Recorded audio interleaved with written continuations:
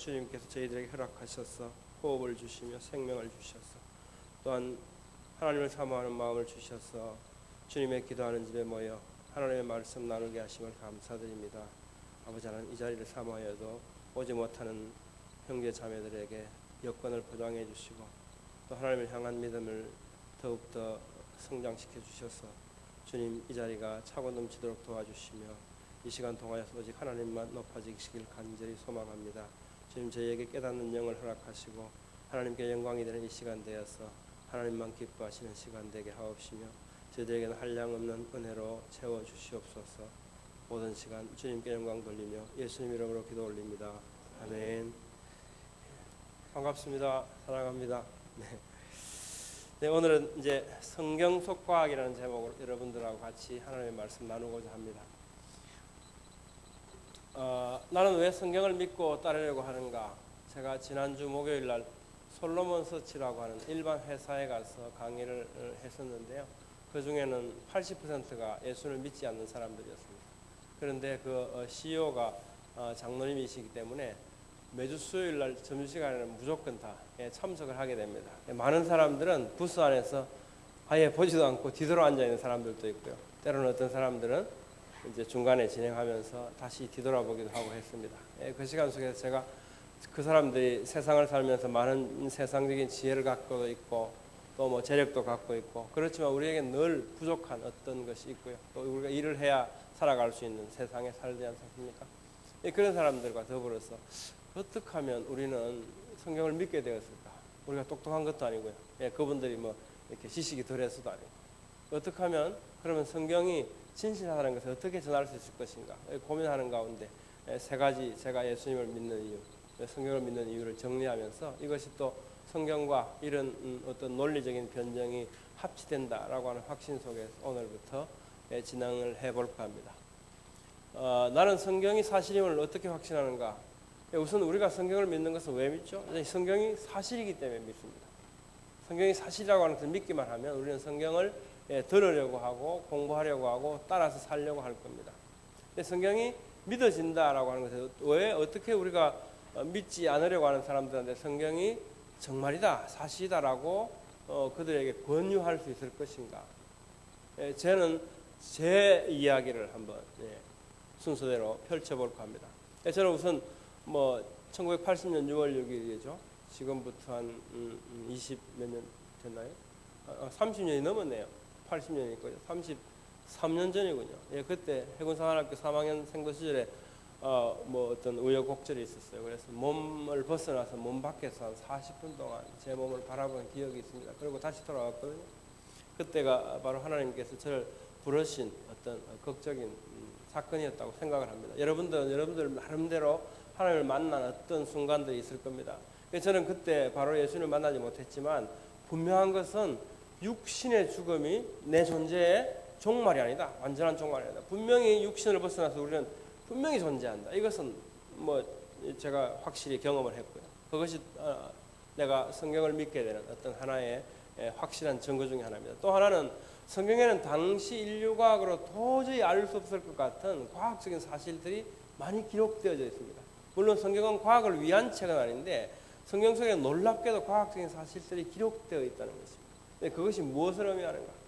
과학에 대한 모든 것을 가르치시는 것도 아니고 과학을 설명하려고 하시는 것도 아닌데도 불구하고 그 사실들이 성경 속에 많이 기록되어져 있다. 이것은 우리가 그 성경을 바라보면서 도저히 이것은 사람의 지혜로는 나올 수 없는 내용들이라는 거죠. 그런 내용들을 통해서 저는 이건 분명히 하나님께서 영감하신 책이다. 그래서 우리는 진실이다. 성경은 옳다라고 하는 확신을 갖게 되고요. 저의 경우에 그렇습니다. 그 다음에 성경은 수많은 예언들과 성취들이 있습니다.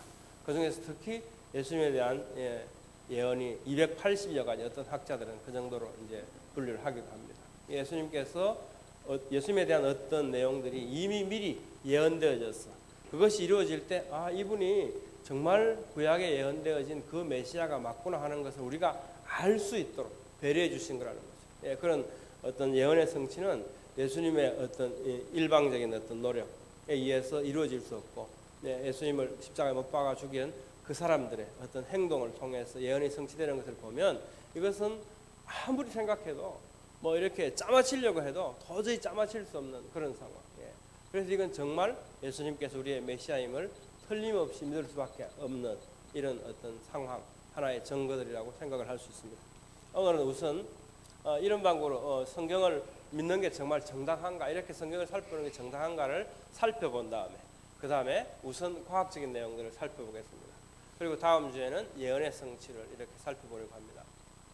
예, 성경을 보면 저는 이런 말씀을 발견했습니다. 함께 읽어볼까요? 요한복음 2장 11절 말씀입니다. 시작. 예수님께서 기적들 중의 이 처음 기적을 갈릴리 가나에서 행하사 자신의 영광을 나타내시니 그분의 제자들이 그분을 믿으니라. 예, 무엇을 보고 믿었냐면 제자들은 하나님 예수님께서 물로 포도주를 만드는 기적을 보고 이분은 보통 분이 아니구나. 정말 이분의 말씀이 맞구나. 라고 하는 이 기적의 사건을 통해서 예수님께서 하신 말씀에 대한 권위를 믿기 시작합니다. 또 요한복음에는 우리가 잘 아시다시피 7개의 표적, 기적적인 사건들이죠. 예, 하나님이심을, 예수님께서 메시아이심을, 하나님이심을 드러내는 7개의 기적의 사건들, 표적들과 부활 사건으로 이렇게 요약되어 있습니다.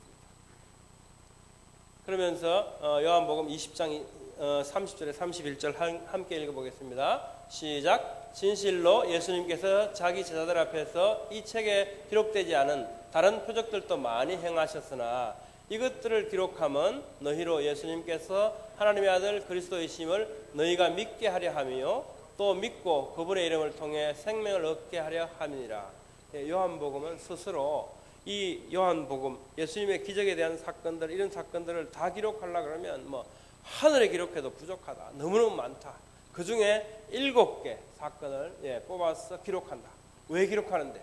이 기적적인 사건들, 이 표적들을 통해서 예수님께서 정말 메시아이심을 믿게 하기 위해서 한다는 겁니다. 성경은 이렇게 우리가 믿을 수 있는 근거를 우리에게 제공해 주더라는 겁니다. 그래서 이것을 보고 믿으라는 겁니다. 예수님께서도 말씀하시지 않습니까? 내 말을 못 믿겠거든 내가 행하는 그것을 보고 너희가 믿으라고 우리에게 권유하셨습니다. 따라서 다음과 같은 사실들을 가지고 성경을 믿는 근거가 될 수 있다고 생각합니다. 처음에 말씀드린 것처럼 당대의 과학으로 알 수 없던 성경 속 과학적인 사실들, 이 놀라운 사실들은 정말로 초월적인 존재 하나님께서 이 말씀에 영감하셨다는 것을 확신할 수 있게 되고, 또 하나는 예언의 성취입니다. 먼저 오늘은 성경 속 과학에 대해서 한번 탐험을 해볼까 합니다. 레위기 11장 5절에는 보면 토끼가 되새김질을 한다고 나와 있습니다. 근데 아무리 봐도 사람들은 토끼가 되새김질 하는 걸 본 사람이 아무도 없었어요. 그러니까 성경을 믿지 않으려고 부인하려고 하는 사람들은 이 말씀, 이 구절을 들어서 봐라, 성경은 과학책이 아니다. 그렇기 때문에 과학에 관한 한 틀릴 수도 있다. 그러니까 성경 속에는 이것만 틀린 게 아니고 나아가 보면 성경에 있는 것들이 모든 것이 사실은 아니다. 좋은 책이긴 한데 이렇게 하면서 성경의 권위를 무너뜨리려고 했습니다. 그래서 그렇다고 해서 성경을 고칠 수는 없지 않습니까? 톰슨 성경은 주석을 이렇게 내놓았습니다. 토끼가 되새김질 하는 건 아닌데 늘 이 입을 이렇게 오물거리죠. 무언가를 갉아먹고, 우리가 키우다 보면 뭐 이렇게 나무 같은 걸 갉아먹습니다. 이빨이 계속 자라니까요. 이걸 이제 닳도록 해야 되니까, 쓸치류니까 계속 뭔가를 이렇게 갉아먹어 입을 오물거립니다. 늘 입을 오물거리는 이 모습을 보고 모세는 이것을 되새김질한다라고 표현했다. 이렇게 주석을 했어요. 근데 정말 마음에 들지 않죠. 성경이 그거밖에 안 되는가? 억지로 이렇게 성경이 틀리지 않았다는 것을 이렇게 막 억지로 맞추려고 하는 이런 모습, 안타깝죠. 1882년 독일 프랑크푸르트 동물학자, 이분이 그 당시에 그 동물원 원장이었다고 합니다. 그리지맥 박사라는 분이 너무 놀라웠습니다. 이게 성경이 정말 이거밖에 안 될까? 이렇다면 우리가 어떻게 그 나오는 있는 모든 말씀들을 뭐 지옥, 구원, 천국 이런 걸 그대로 믿고 어떻게 따라서 살 수 있는가 고민이 되었죠. 그래서 이 사람은 토끼에 대해서 연구를 시작합니다. 그 연구 결과 놀라운 게 이제 발견이 되는데요. 윤석구 형제는 반갑습니다. 멀리서 오셨네요. 미국에서 여기까지 오셨네요. 반갑습니다. 네, 근데 그 연구 결과는 그거에서 밤 12시부터 새벽 3시 사이에 세상이 깜깜해지죠. 그리고 조용해집니다. 그렇게 되니까 토끼가 이상한 행동을 하기 시작합니다. 자기가 낮에 이렇게 똥을 놀았지 않습니까? 또 아침부터 똥 이야기 해서 죄송합니다. 우리 속에도 다 있으니까 뭐 별거 아닙니다. 예, 우리 다 갖고 살지 않습니까? 예, 똥을 이렇게 노는. 그 중에 그 밤에 야심한 밤이 되니까 조용해지니까 그 똥을 집어 먹기 시작하는 겁니다. 먹어서 막 다시 씹어 먹어요. 이상하다. 그래서 이제 낮에 그걸 연구를 하기 시작합니다. 해보니까 우리가 겉모습으로 볼 때는 전부 다 토끼 똥처럼 생겼는데 사실은 그게 아니고 아니 그게 아니고요. 그 중에 일부는 똥이 아니고 풀을 대충 씹어서 동그랗게 똥 모양으로 만들어 가지고 내놓은 겁니다. 이게 무슨 일을 할까? 그것을 이렇게 대충 씹어서 동그랗게 만들어서 나온 이제 이 풀들이 장을 통과하면서 소화 효소가 거기에 묻게 되는 겁니다. 어떻게 우리식으로 표현하면 뭔가 소화가 잘 될 수 있도록 숙성시키는 역할을 한다는 거예요. 그렇게 숙성을 시킨 다음에 다시 그걸 집어 먹으면서 완전하게 소화를 시키는 거죠. 그러니까 분명히 2번 먹는 거죠. 2번 씹는 거죠. 되새김질을 하는 겁니다. 이게 발견됐어요. 근데 토끼가 왜 그럴까? 예. 토끼가 왜 그럴까? 가만히 생각해 보니까 저는 이렇게 생각했습니다. 하나님께서 그렇게 만드셨는데 남들 다 보는 앞에서 똥을 집어 먹으면 창피하잖아요. 그래서 야심한 밤에 아무도 안 보는 조용해지고 깜깜해지면 그때 먹도록 만드신 것 같아요. 어쨌든 우리는 이 그리지맥 박사를 통해서 성경이 굉장히 이게 그건 과학적으로 틀릴 수도 있는 책이야 라고 하는 데서부터 역시 성경은 틀림없구나 라고 하는 권위를 회복하게 되는 이런 경험을 하게 됩니다. 사람들이 잘 모를 때는 잘 모르는 어떤 과학적인 결과들이 완전하지 못한 과학적인 결과들 그걸 가지고 성경과 비교하면서 성경이 틀렸다 이런 얘기들을 많이 해왔습니다. 그러나 언제나 성경은 옳았습니다. 야곱의 양 이야기 우리 잘 알죠. 외삼촌이 계속 그죠 라반이 자꾸 속이죠. 속입니다. 그래서 야곱한테 이렇게 품삯을 잘 안 주는 거예요. 그래서 이제 야곱이 그러지 않습니까? 오늘 내가 외삼촌의 온 양떼를 두루 지나가면서 그 중에서 하얀 거, 이쁜 거 빼고 점 있는 거 얼룩진 가축, 양 중에서 갈색 가축, 염소 중에서 얼룩진 것과 점 있는 것 이런 것만 다 가려내 가지고 이거 제 거 하겠습니다. 이거 얼마 안 되니까 이것만 제 거 할게요. 그러니까 좋다. 이거 별거 아니고 전부 다 무지랭이처럼 보이니까 그래 그럼 너 가져라. 이렇게 약속을 한 거죠. 창세기 30장 36절 보니까 자기와 야곱의 사이를 사흘 길이 되게 벌려놓으면 완전히 뜯어내 놓은 거죠. 사흘 길이면 얼마나 될까요? 하루에 우리가 군인들이 행군하는 게 한 30km 되니까요. 그 정도로 따지더라도 한 90km 떨어뜨려 놓은 거죠. 한 근 100km를. 그래서 야곱의 라반에 남은 양떼를 치느라 완전히 격리를 시켰습니다. 근데 야곱이 이상한 짓을 하죠. 무슨 개암나무와 밤나무 가지들 가져다 껍질 벗겨갖고 알록달록하게 보이게 만듭니다. 그래서 이렇게 튼실하게 생긴 양이 오면 어떻게 합니까? 그걸 가지를 꽂아다가 물 먹는데 얼룩덜룩한 거 보면서 이렇게 그 메이팅을 해가지고 새끼를 낳도록 해서 그렇게 하니까 그 밑에 파란 글씨 보면 이렇게 돼 있죠. 그 가지들 앞에서 수태함으로 줄무늬 있는 것과 점 있는 것과 얼룩진 것을 낳음에 이렇게 이제 번역돼 있죠. 우리 영어 킹제임스 버전 보면 함으로 이런 말은 없어요. 그 가지들 앞에서 수태했다. 그리고 줄무늬 있는 것과 점 있는 것들과 얼룩진 것을 낳았다. 이렇게 돼 있죠. 엔드죠. 이게 꼭 원인은 아닙니다. 근데 이제 야곱이 생각했을 때는 원인으로 이제 생각했겠죠. 처음에는 이렇게 하면 될 거다 그랬죠. 근데 이렇진 않죠. 지금 또 이렇게 얼룩진 것 해놓는다고 얼룩덜룩한 게 나오는 게 아니지 않습니까? 근데 이제 야곱은 이제 깨닫게 됩니다. 꿈을 통해 하나님께서 천사를 통해서 꿈으로 말씀하시죠. 왜 그렇게 됐는지.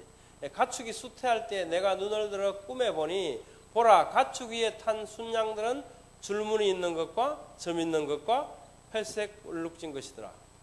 꿈을 통해서 뭘 보여주신 걸까요? 사람들 눈으로 볼 때는 그냥 하얀 양이었죠. 하얀 양이었죠. 근데 사실은 그게 아니고 실제로 이런 얼룩무늬 있는 것, 점 있는 것, 회색 얼룩진 양이었다는 거예요. 결국 이런 유전인자를 갖고 있었다는 거죠. 겉으로 보기에는 흰양만 야곱에게 줬지만 실제로 사실은 겉으로 눈에 보이지 않는 열성인자들을 가지고 있었고 순양들은 줄무늬, 점, 갈색, 얼룩진 열성 형질의 양들로 열성 형질의 양이 많이 나오게 하셨다는 겁니다. 이게 그 당시에는 도대체 이게 뭐 이해가 안 됐겠죠. 근데 우리는 맨델의 유전 법칙을 알고 나니까 이게 어느 정도 이해가 됩니다. 물론 하나님께서는 무엇이든지 말씀을 하실 수 있어요. 맨델의 유전 법칙 1866년이죠. 우리가 잘 아시다시피 보라색 완두콩 꽃하고 흰 꽃 있는 완두를 이렇게 해서 교배를 시키면 1대에서는 보라색만 나오죠. 근데 2대에 넘어가면 우성 열성이 나눠가지고 3대1로 분리되어 나옵니다. 이런 유전 법칙을 우리는 잘 알 수 있죠. 이것이 3,900여 년 전에 우리가 잘 알 수 없었던 도대체 어떻게 그런 일이 있을 수 있을 것인가. 우리 사람 눈에는 보이지 않지만 그 속에 있는 모든 것을 만드신 하나님께서 아시죠. 놀라운 정보들이 담겨 있고요. 아담의 갈비뼈. 아담을 잠들게 하시고 갈비뼈 하나를 취하셔서 하와를 만드셨다. 이렇게 합니다. 그러면 하나님께서 아담을 만드셔서 하나 뺐으니까 아담은 평생 동안 갈비뼈가 하나 없이 지내셨을까? 궁금할 수 있습니까? 아무도 안 궁금합니까? 네, 갈비뼈의 비밀, 놀라운 비밀이 있습니다. 네. 어떤 사람이 1986년에 교통사고를 당해서 크게 당해서 55번의 전신 마취 수술을 했답니다. 근데 그 중에서 20번 정도의 수술은 자기 갈비뼈에서 뼈를 꺼내가지고 두개골을 엮어가는 수술이었다고. 두개골이 많이 함몰돼가지고 뭐 플라스틱으로 할 수도 있지만 부작용이 있을 수 있죠. 제일 좋은 건 다른 사람 어떤 다른 존재로부터의 뼈가 아니고 자신의 뼈가 뭐 DNA 이런 게 잘 맞으니까요. 이걸 이제 뺏어야 되는데 한꺼번에 못 하잖아요. 그러니까 수십 번에 걸쳐서 하나씩 뼈를 여기에 맞춰갔다고 이렇게 덮어나갔대요. 이 사람은 이제 걱정이죠. 이렇게 말합니다. 의사 선생님이 왜 뼈가 바닥나지 않을까요? 뼈 참고 다니는데 여기서 계속 한 군데서 빼내는 겁니다. 의사가 이야기하죠. 우리는 골막을 손상시키지 않은 채로 남겨둡니다. 그러면 보통의 경우에 갈비뼈는 다시 그 자리에 자라납니다. 골막이라는 게 뭐냐? 우리 갈비 먹을 때 이렇게 뜯으면 찍 하고 일어나는 거 있죠. 질긴 거. 그걸 골막이라고 합니다. 뼈를 둘러싸고. 그걸 다치지 않게 메스로 잘 이렇게 발라내면 한마디로. 그래서 칼을 이제 제거하고 다시 봉합을 해놓으면 한 달 만에 갈비뼈가 다시 자란다고 합니다. 다른 곳은 그렇지 않고요. 갈비뼈만 그렇습니다. 갈비뼈가. 그래서 이제 사람들이 연구를 해보니까 갈비뼈와 뼈 사이에 있는 이 살, 근육질, 이걸 이제 늑간살이라고 그러는데 늑간살이 다른 어떤 부위의 근육 또는 살보다도 어떤 혈액이나 영양 공급을 원활하게 잘 해주게 하는 그런 부위라고 합니다. 이것이 어쨌든 갈비뼈만큼은 한 달 만에 다시 살아난다. 과학은 이걸 알아냈죠. 과학은. 왜 그런데 하필 갈비뼈인가? 이것은 과학이 말할 수 없는 거죠. 과학은 이상하게도 갈비뼈는 한 달 만에 다시 자라나더라고요. 이것까지가 과학이죠. 어떤 숨겨져 있는 질서들을 알아내서 그것을 우리 생활에 유용하게 사용하는 것. 이게 과학입니다. 그렇지만 과학은 갈비뼈에 이런 속성을 불어넣지 못하죠. 이미 있는 속성을 발견할 뿐입니다. 그러니까 과학은 아무 이유가 없어요. 그냥 그렇더라는 겁니다. 이 이유가 성경과 매우 합치하는 것 같다. 갈비뼈만 하필 왜 그럴까? 미토콘드리아라고 하는 게 있죠. 이게 이제 우리 세포를 보면 세포 내 세포액이 있고 세포액 외에 미토콘드리아라고 하는 거예요. 마이토콘드리아. 이게 이 안에도 DNA가 있다고 합니다. 근데 마이토콘드리아 DNA는 모계로부터만 성계되는 것으로 알려졌습니다. 그래서 이것이 엄마 계통의 혈통을 알아내는데 유용하겠다. 그래서 연구를 시작합니다. 하와이 대학교의 칸 교수, 버클리 스톤 킹 윌슨 이런 분들이 합력해서 연구를 시작하죠. 전 세계 147명의 태반을 이제 도네이션을 받습니다. 우리 연구에 참여하실 분, 우리에게 좀 기증해달라. 그렇게 해서 아주 여러 나라에서 이렇게 기증을 받았죠. 그래서 이제 이 대상들 147명의 태반을 가지고 연구한 결과 놀랍게도 모두 한 여성의 유전자로부터 나왔다. 결국은 뭐냐면 모든 인류의 조상은 오직 한 여성이다. 한 여성으로부터 모든 인류가 시작되었다 하는 결론입니다. 이게 이제 1987년도 네이처지에 이런 내용이 나오죠. 그렇게 해서 미국 워싱턴 주립대학에서 올해의 과학자상을 수상한 아이템이 바로 이 사건입니다. 그런데 재밌게도 딱 10년 후에 1997년에 재미있는 이야기가 또 하나 나와요. 이브가 모든 산자의 어머니 우리는 이미 성경을 통해서 알고 있죠. 그래서 그 카툰에 보면 이 말씀이 되어 있습니다. 과학자들 수고했다. 그렇게 수고했는데 사실은 성경에다 이미 나와 있는 거야. 이렇게 해서 카툰이 나온 적이 있어요. 그런데 10년 후죠. 1997년 네이처지에 남성의 조상은 단 한 명이다. 이게 또 나옵니다. 여성에게는 없고 남성에게만 있는 게 뭘까요? Y염색체죠. Y염색체. 그럼 이걸 연구하면 남성의 조상에 대해서 우리가 알 수 있겠다. 이렇게 해서 또 여러 교수님들이 스탠퍼드, 애리조나, 펜실바니아 주립대학교 이런 분들이 모여서 여성과 유사한 방법으로 남성을 연구합니다. Y염색체를 연구를 했대요. 이렇게 해보니까 결론이 한 남성에서 모든 인류가 시작되었다는 거예요. 10년 후였다. 성경 보면 뭐 우리 잘 알지 않습니까? 한 남자, 한 여자로부터 하나님께서는 인류를 시작하셨죠. 그리고 이제 이게 2006년 11월 23일 날 네이처지에 나왔던 내용인데요. 네 지역 사람들입니다. 아프리카, 유럽, 중국인, 이제 일본인 네 군데 사람. 아프리카의 나이지리아인을 이제 이용했는데요. 이렇게 해서 네 지역 사람들 270명의 유전자 다형성 DNA 지도 좀 복잡하죠.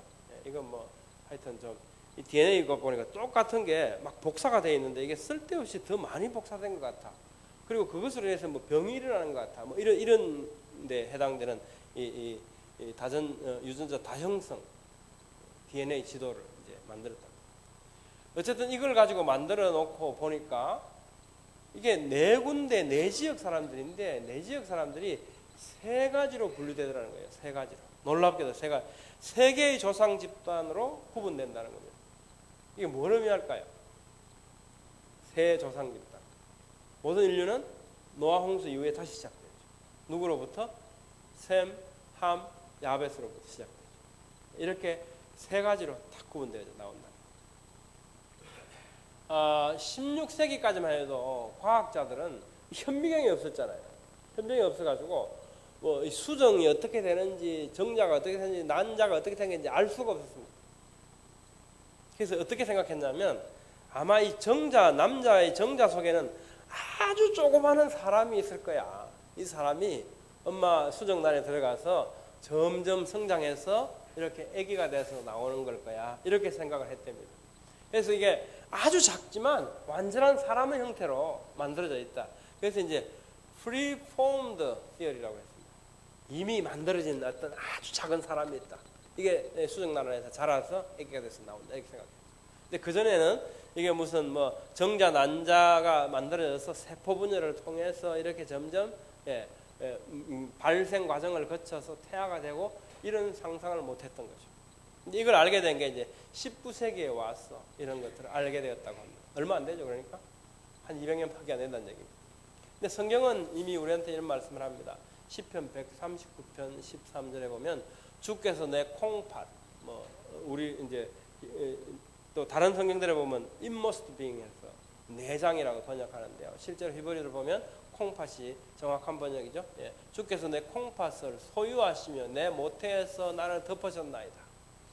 소유하다, 덮었다는 의미를 보면 소유하다가 창조하다 이런 의미를 함께 갖고 있고요. 덮으셨다라고 하는 게 섞어서 짜다. 그래서 뭐 옷을 이렇게 뭐라 그러죠? 뜨개질 하니까 knit me together 할 때 이런 단어를 같이 써요. 근데 결국은 그냥 이렇게 만들어진 사람이 된 게 아니고 내 모태에서 하나님께서 나를 조직해 가신다는 거예요. 난자, 정자가 만나고 세포 분열을 통해서 발생 과정을 통해서 이렇게 만들어져 간다라고 하는 것을 성경은 이미 우리에게 3,000년 전에 말씀해 주고 있습니다. 프란스 콜린스 사람이라는 분, 휴먼 게놈 프로젝트를 기억하실 겁니다. 2000년에서 2003년, 원래 2004년까지 계획했다가 좀 더 일찍 발표했죠. 그러면서 이제 인간 사람의 어떤 이 진에 대해서 이제는 우리가 알게 됐다. 이러면서 뭐 유전인자가 한 25,000개 된다, 3만 개 된다 이러면서 발표를 했죠. 이 이분이 원래 프란시스 콜린스는 무신론자였다고 합니다. 근데 DNA에 대해서 연구를 하고 알고 보니까 너무나 신묘막측한 겁니다. 이 사람 이런 고백을 합니다.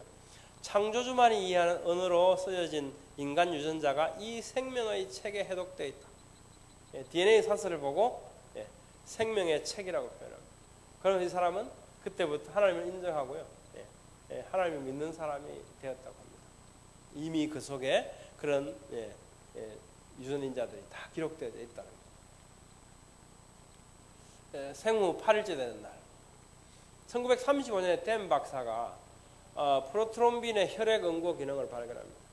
프로트롬빈이 까지면 이렇게 트롬본을 형성하고 이렇게 해서 이게 이제 피딱지가 되었어요. 혈액을 이제 이 출혈을 멈추게 한다. 이런 걸 알게 됐고요.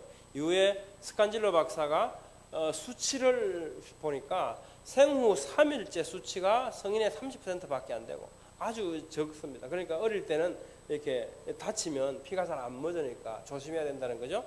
그런데 이상하게 생후 8일째 될 때 수치가 성인의 110%가 되더라고요. 이상하다는 거죠. 그리고 그 8일이 지나고 나면 다시 떨어집니다. 떨어져서 평생 동안 성인의 수치를 100% 성인의 수치를 유지합니다. 인간이 태어나서 단 하루 존재하는 이 프로트롬빈 수치가 성인의 110%에 이르는 이 날은 생후 8일째 되는 날, 단 하루입니다. 과학은 이것을 발견했어요. 근데 왜 하필 8일째 되는 날일까라는 거예요. 과학은 이유를 알 수 없죠. 근거를 알 수가 없습니다. 그냥 그렇다라고 하는 사실만 우리한테 말해주죠. 여기까지가 과학이죠. 왜 하필 8일일까요? 사람 일생 동안 가장 출혈이 적은 하루, 생후 8일째 되는 날 뭘 하라고 하나님께서 그러셨습니까? 할례를 하라고 했죠. 난지 여드레가 되면 할례를 해라. 예수님께서도 누가복음에 보니까 아이에게 할례를 행하기 위해 여드레가 찼을 때 그들이 그의 이름을 예수라 하니라 라고 기록되어 있습니다. 근데 이게 예사 일이겠습니까? 하필 갈비뼈만 왜 다시 자라날까? 왜 하필 생후 8일째 되는 날만 그럴까라는 겁니다. 과학은 도저히 그 이유를 설명할 수 없죠. 그런 학문이 아니죠. 있는 것을 그냥 발견해냅니다. 그 이유는 전부 성경에 들어있습니다. 놀랍게도.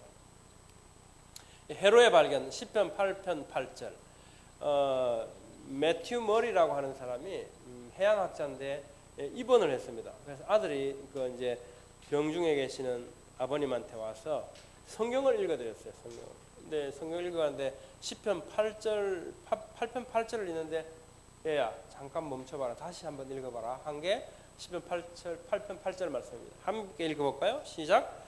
공중의 날짐승과 바다의 물고기와 바다의 길들을 지나다니는 모든 것입니다. 바다 오케이 바다 공중 좋지. 근데 바다의 길이 뭘까?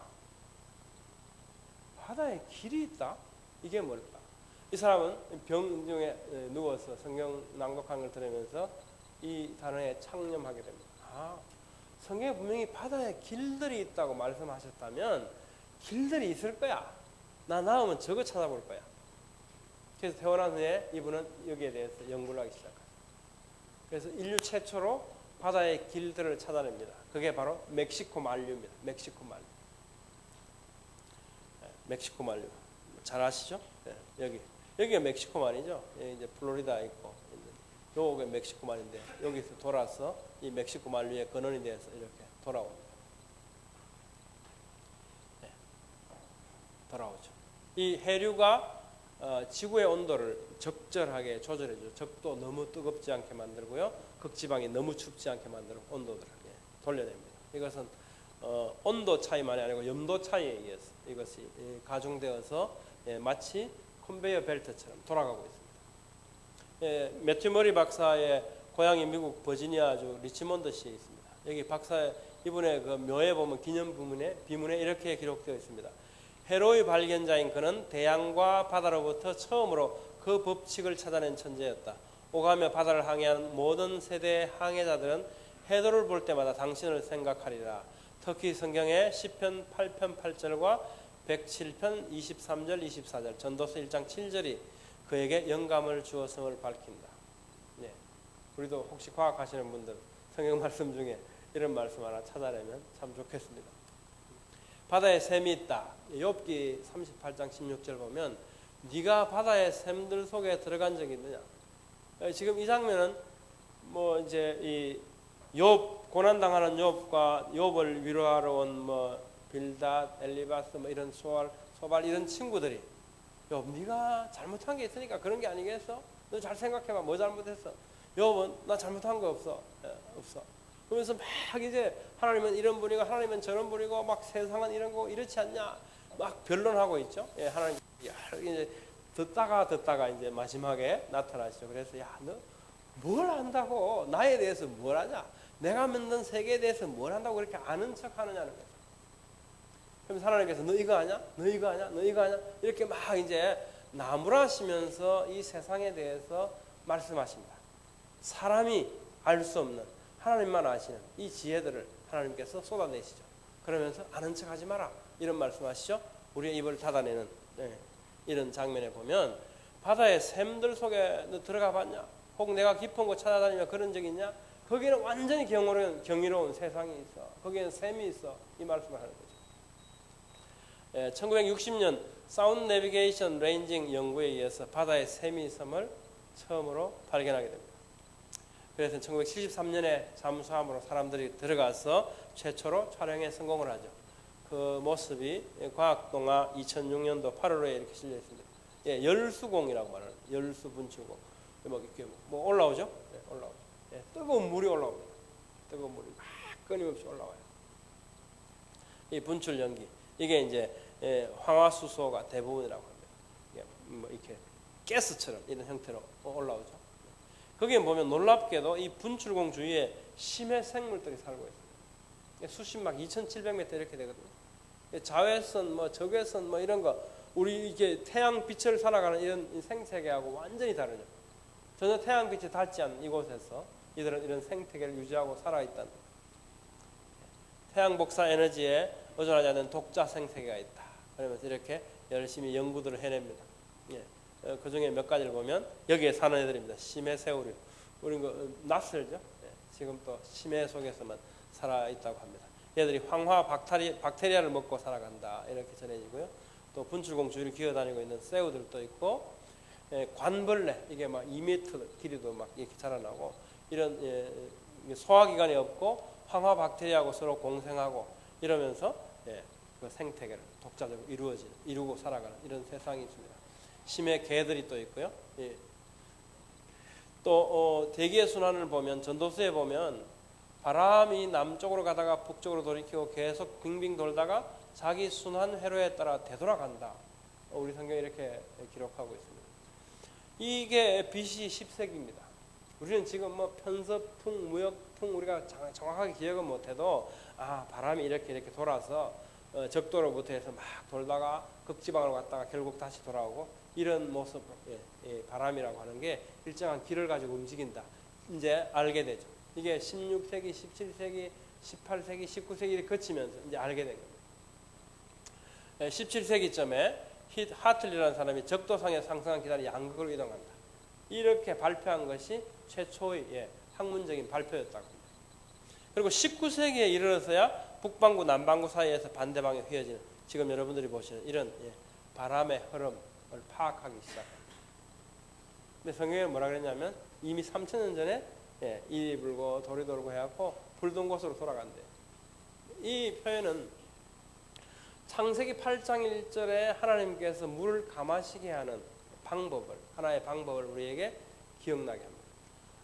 8장 1절 보니까 하나님께서 노아와 그와 함께 방주에 있던 모든 생물과 모든 가축을 기억하사 바람을 땅 위로 지나가게 하시니 물들이 줄어들었다. 우리 성경에 이렇게 기록하고 있습니다. 이상한 일이죠. 바람이 불면 수증기가 돼서 올라가서 구름이 돼서 다시 비가 돼서 내리면 아무 소용이 없어지는 거죠. 물이 안 줄어든다는 겁니다. 근데 성경은 이렇게 해서 바람이 부니까 물이 줄어들었다고 기록하고 있습니다. 이게 바로 바람의 원리를 우리가 이해하면 이 말씀이 이해가 갑니다. 그 많은 이 수증기를 안고 바람은 결국 어디를 거쳐갑니까? 극지방을 거쳐서 다시 적도로 돌아오죠. 이 와중에 이 수증기들은 극지방에서 눈으로 내리고 겹치고 얼음으로 쌓이고 이렇게 되면 물이 줄어들게 되죠. 그 많은 지금 있는 빙하, 남극, 북극 빙하의 많은 부분은 바로 이때 만들어졌을 가능성이 크죠. 공기의 무게. AD 1643년 갈릴레오 갈릴레이의 제자라고 합니다. 이반제리스트 톨리첼리가 처음으로 바람에도 무게가 있다. 이걸 발견했습니다. 이게 인류 최초로 발견한 거라고 얘기하죠. 공기에도 무게가 있다. 그래서 우리는 뭐 고기압, 저기압, 우리는 지금 상식이 됐습니다. 일기예보 들으면 늘 나오지 않습니까? 고기압, 저기압. 근데 이때가 AD 1643년, 지금부터 한 500년 전, 그죠? 한 400 몇십 년 전, 이 정도죠. 근데 성경에는 보면 4,000년 전에 기록되어 있습니다. 영어 성경 보면, 우리 킹제임스 성경 보면 분명히 the weight for the wind라 그랬죠. 바람이 돛담배에 밀려가는 데는 force가 아니고요, 파워가 아니고 weight라고 했어요. weight, 그죠? the weight. 그리고 he weighed the waters by measure. 물도 적당한 무게를 갖고 하고 공기도 적당한 무게를 갖도록 하나님께서 그렇게 설계하시고 창조하셨다라고 기록되어 있습니다. 분명히 바람들의 공기에 무게가 있다 하는 것이 4,000년 전에 기록되어 있습니다.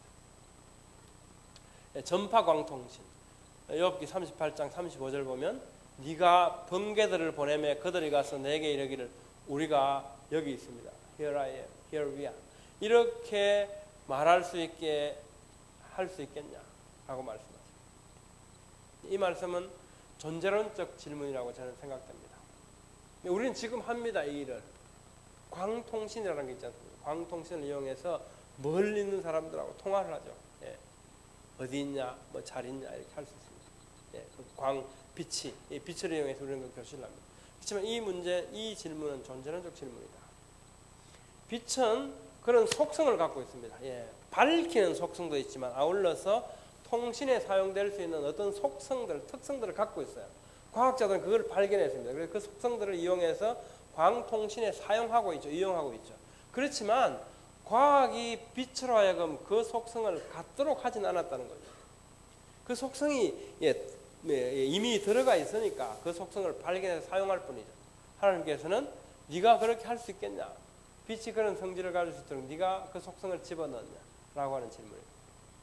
이것과 관련해서 1837년 모러스가 인류 최초로 전신기를 발명하죠.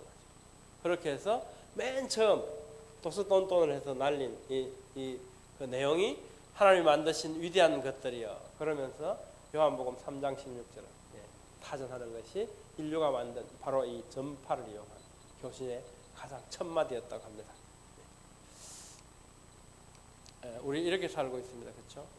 우리 다 알고 있습니다. 둥둥 떠 있습니다. 허공에. 토스카넬리가 15세기에 지구 동그랗다 얘기하고 코페르니쿠스가 16세기에 지구가 돈다 이런 얘기하고 갈릴레오 갈릴레이 하늘이 도는 게 아니다. 지구가 돈다. 자전, 공전 이런 얘기들 하기 시작합니다. 1634년에 종교재판에 해부돼서 정제되죠. 그때 당시 나이가 70세 노인이었대요.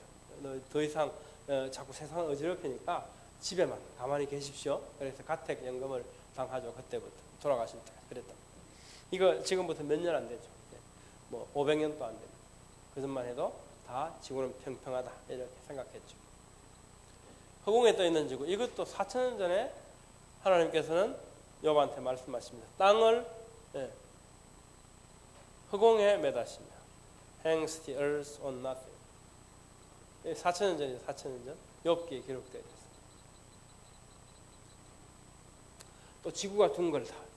낮과 밤이 끝날 때까지 경계들을 두어 물들을 둘러사시느니라. 우리말은 이렇게 해석을 통해서 번역은 항상 해석을 거치죠. 해석에 통한 이해를 가지고 그 이해를 표현해냅니다. 이게 이제 번역 작업이죠. compassed 돼 있죠. 우리 킹제임스 compass, 콤파스 알죠? 콤파스 원을 그리는 거죠. 둥글게 이 콤파스, compassed. 물들을 둘러사신다. 둘러사신다 이 단어를 보면 이제 후거, 둥글게 두르다, 원을 그리다 이런 의미죠. 지구를 둥글게 만드셨다는 의미입니다. 이 어원적으로 보면 그래서 영어 성경은 compass라 말을 쓰고 있고요. 여러 군데 나옵니다. 이게 이사야 40장 22절도 땅의 원위에 앉으신 이가 바로 그분이다. 킹제임스 버전 보면 the circle of the earth. 둥근 지구라는 거예요. 둥근 지구. 둥근 땅 의미합니다. 이것도 2700년 전이죠. 이사야서니까 잠언에도 보면 그분께서 기쁨의 표면에 한계를 정하셨다.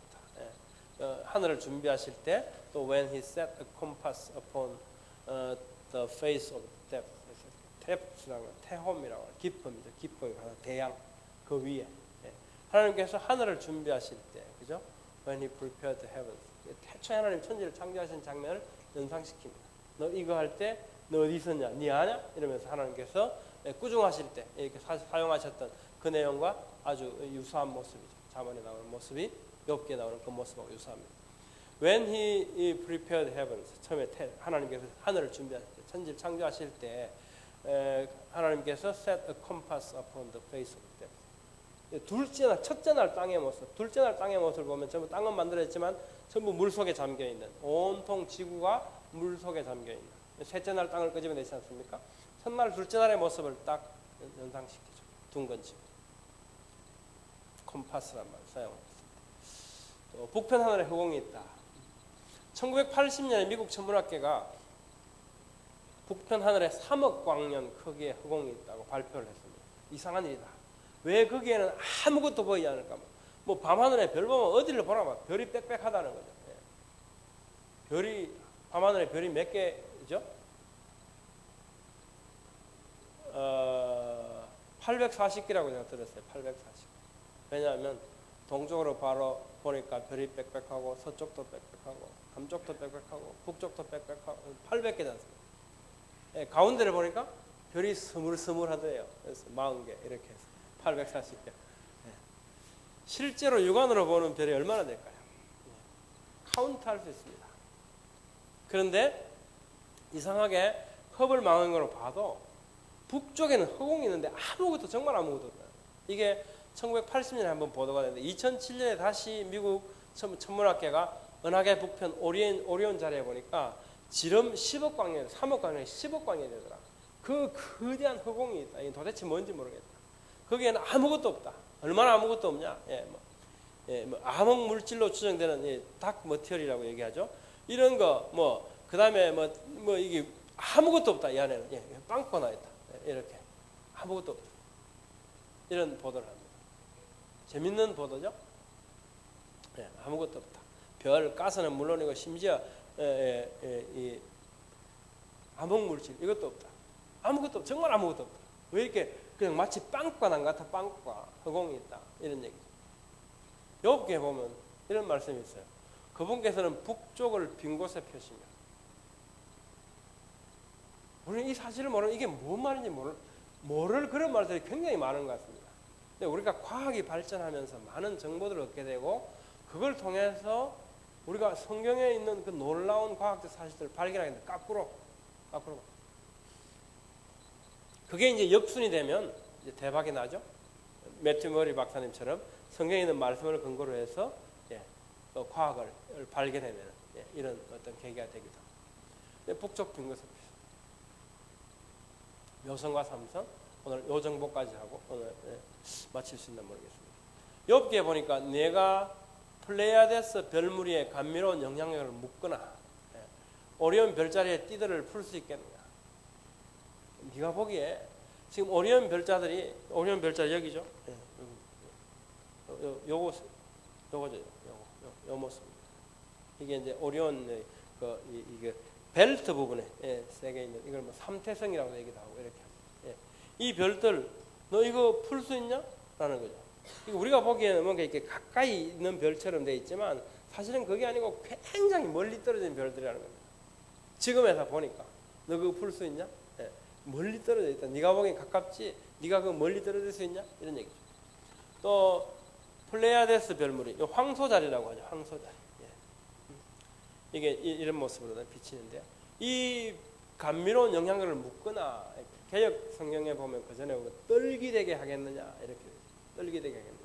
이게 개방 떨기 이렇게 표현해서 많은 별의 무리들이라는 거예요. 우리가 육안으로 볼 때는 7개의 별 정도밖에 안 보이는데 이게 사실은 1000개 이상의 별들이 모여져 있는 거랍니다. 이제 인제사 이걸 보면 이게 별 무리구나 하는 걸 알 수 있어요. 근데 우리는 그 전에 육안으로 볼 때는 전혀 무리가 아니고 단지 7개의 별이었다는 거예요. 이런 거. 1000개 이상의 별물이고요. 이 오리온 자리는 가까이 있는 것처럼 보이지만 사실은 굉장히 멀리 떨어져 있다. 이런 사실이 성경에 4,000년 전에 기록되어 있습니다.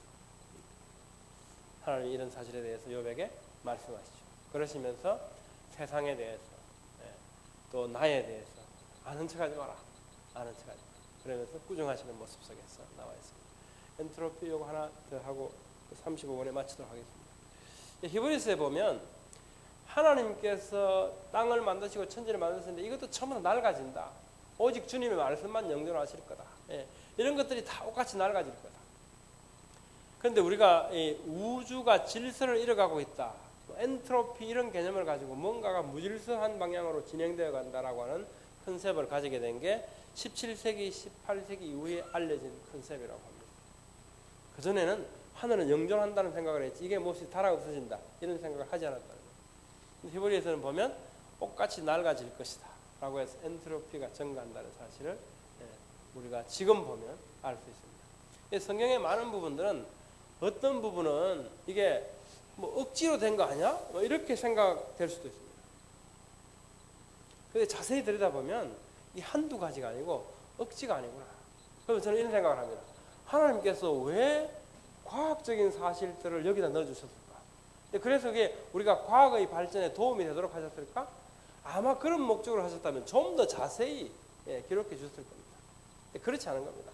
드문드문 마치 수수께끼처럼 시간이 지나고 나니까 우리를 놀라게 할 만큼 정확한 그런 말씀들이 있습니다. 그 말씀을 성경에 기록해 준 이유가 뭘까? 저는 우리는 그것을 통해서 정말로 하나님의 말, 성경은 하나님의 말씀이다. 하나님의 영감에 의해서 되어졌다. 사람의 지혜와 지식으로 도저히 기록할 수 없는, 알 수 없는 이런 사실들이 기록되어짐으로 해서 하나님의 신성, 초월성, 그것을 우리에게 확신시켜주는 하나의 어떤 도구가 되지 않는가, 기능이 되지 않는가. 그래서 우리는 이것을 통해서 성경이 진실임을 확신할 수 있는 이런 계기가 될 수 있다. 이런 의미를 찾아보게 됩니다. 이상으로 오늘 강의는 여기까지 마치고 다음 주에 뵙겠습니다. 감사합니다.